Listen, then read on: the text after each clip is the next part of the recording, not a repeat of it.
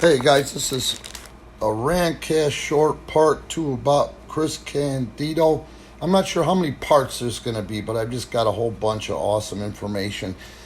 Everybody's trying to capitalize off of that Darkside episode. I'm not going to say I'm not trying to capitalize, but it's definitely not my first priority with this. I have a short memory. And when something comes up and certain things occur to me that I think the wrestling fan will appreciate and I think that are important to the history of pro wrestling, and this guy was and is important to the history of pro wrestling, I'll bring it up and talk about it before I forget about it. So bear with me. I'm going to get to the point where, the stakes weren't the highest. It wasn't like WrestleMania moment or WrestleMania type stress, but the fact that myself, and I can't remember if it was Paul Roma, worked with Dr. Tom and Chris when they were the Body Donnas on one of the first live Raws. It was in the first handful of live Raws, okay? We'll get there. So I did some checking, and one of the guys that our era, and I would say Tom Pritchard, Dr. Tom Pritchard, was the generation prior to me. He was a veteran by all description, you know what I'm saying? But he was a young veteran. He was a young old-timer when I was a kid in the business, and I was just past my point of smartening up. When I was working in the Memphis territory, one of the greatest things that was supposed to happen to me that didn't, and I was looking so forward to it, was when they finally brought me back the second time in 1991, prior to when the territory started to die and they brought in Chris.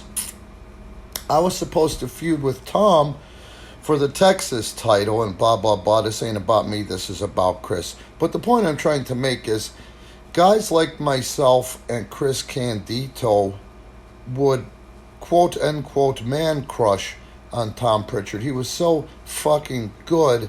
And because he was a young old-timer, and at that time I'm going to call him the youngest of the old-timers, he could bump and innovate in addition to his storytelling. Do you understand what I'm saying?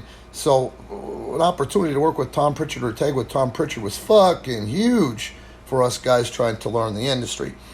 Here's what Tom Pritchard had to say about Chris Candido. And again, I just told you, you can't really grasp or understand it unless you were there at the time and you love the industry like we did. But this coming from Tom Pritchard, and this was, I believe, before Chris died. Tom said, Chris Candido lived for pro wrestling. Of all the persons, of all the people he knew, as far as the love for the industry went, Chris was number 1 or 2, and that says a lot about Chris Candido. Now, I told you guys yesterday, and if you haven't heard it, go back and check part 1. It's clearly marked part 1. We talked about when Chris finally went to Memphis. Shortly after that, maybe even during that time, I'm going to say shortly after that, the death of the Memphis territory, really, Jim Cornette was running Smoky Mountain, and Smoky Mountain, man, it wasn't enough to make a living for a young guy like Chris who was trying to go anywhere and pay his dues. And in the process of paying his dues, right before you got to the end of paying your dues, you smartened up.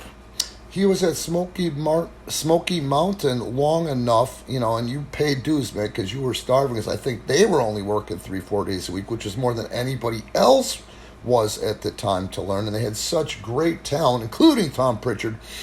Chris sacrificed like a motherfucker to go there and pay the most dues that you could at the time because the full-time wrestling was over, and that just says a lot about the character and also backs up Tom Pritchard's statement about how much this motherfucker loved wrestling. I get it. I did the same fucking thing. Here's what Jim Ross said about Chris Candido, and this is after he passed, but this wasn't current. He reminded me of a Dick the Bruiser who was left in the dryer too long. And then he clearly stated emphatically he did not mean that disrespectfully. He meant it as a compliment. And for you guys that are real wrestling historians and really appreciate and love the business, the believability factor of Dick the Bruiser and his drawing power was just off the chain. Once again, this isn't about Dick the Bruiser. This is about Chris Candido. You have to remember, too, at the time, Jim Ross had the most juice with World Wrestling Federation. I do believe it's right before it became World Wrestling Entertainment. He was Vince McMahon's right-hand man. Jim worked 90 hours a week. And I bet you if you asked Tom Pritchard, the guy who loved wrestling the most that he knew would probably be Jim Ross, number one, and Chris Candido, number two.